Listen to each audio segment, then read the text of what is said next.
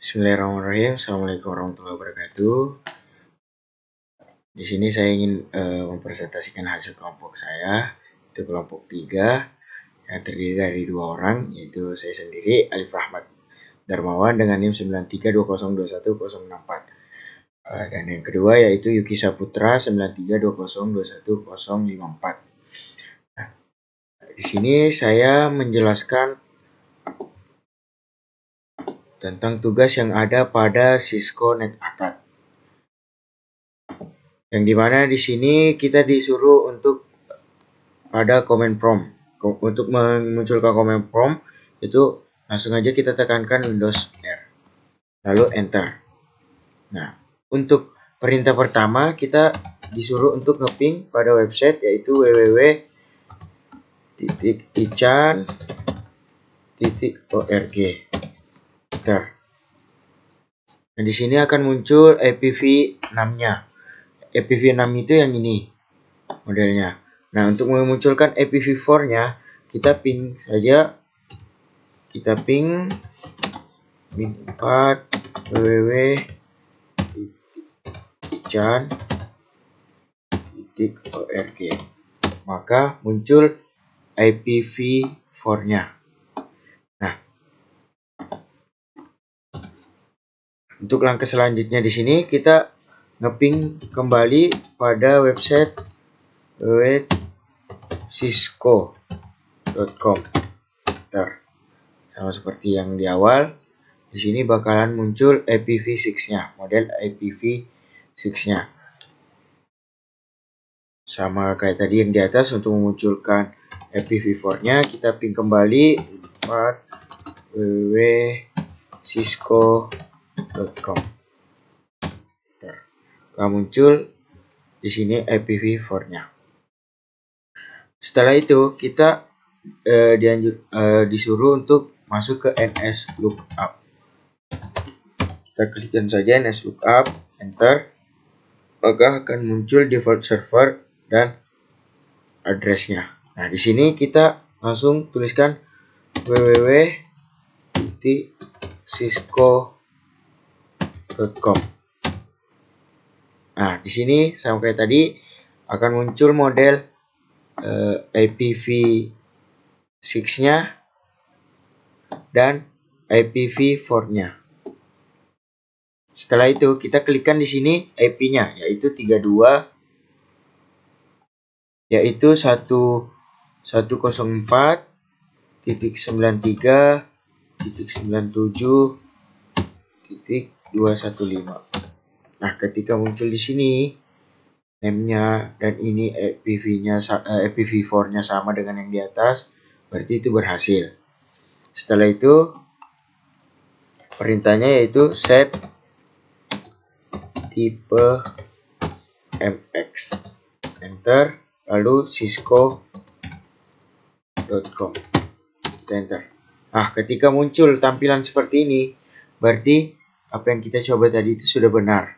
Karena di sini akan muncul model IPv6-nya dan di sini untuk internet address-nya. Itu saja untuk hasil dari kelompok kami untuk tentang Cisco Cisco NetAcad ini. Untuk selanjutnya bakal dilanjutkan oleh teman saya yaitu Yuki Saputra.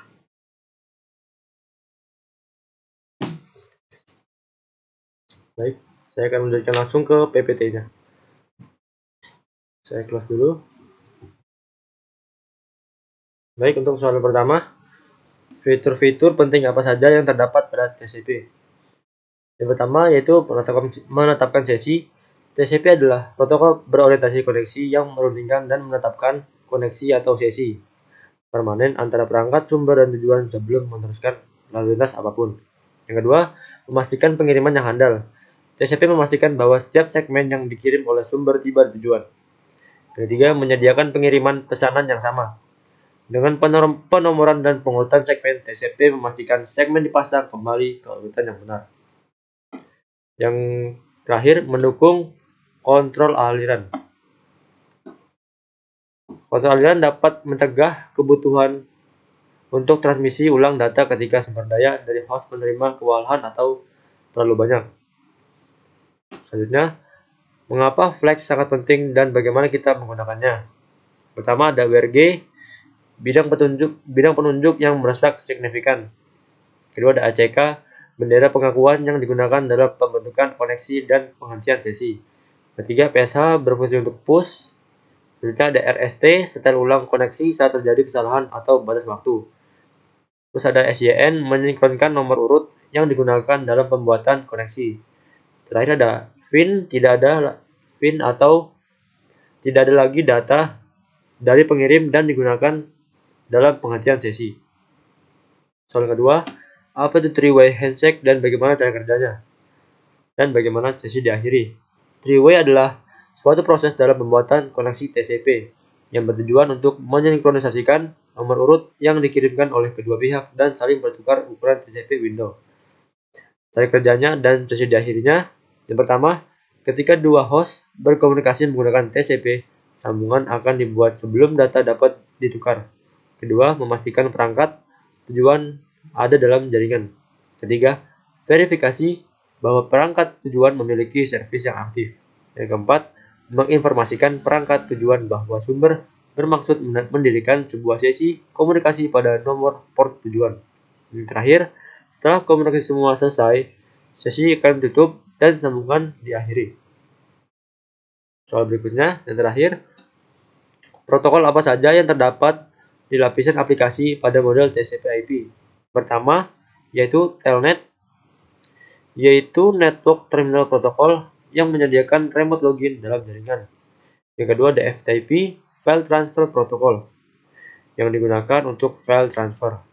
Terakhir ada SMTP, Simple Mail Transfer Protocol, yang digunakan untuk mengirimkan electronic mail. Terus, mengapa lapisan aplikasi pada model TCP/IP dianggap paling dekat dengan pengguna akhir? Menurut saya, karena pada layar aplikasi ini, pengguna atau user dapat berinteraksi langsung dengan network atau jaringan.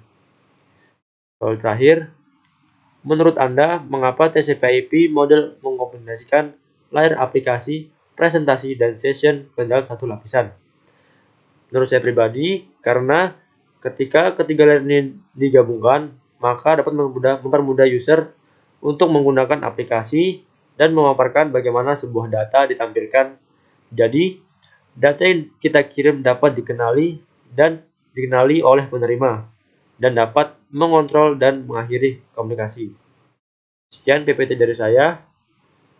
Saya Yuki Saputra dari kelompok saya Alif Dermawan mengucapkan terima kasih. Wabillahi taufiq wal hidayah. Wassalamualaikum warahmatullahi wabarakatuh. Selamat malam.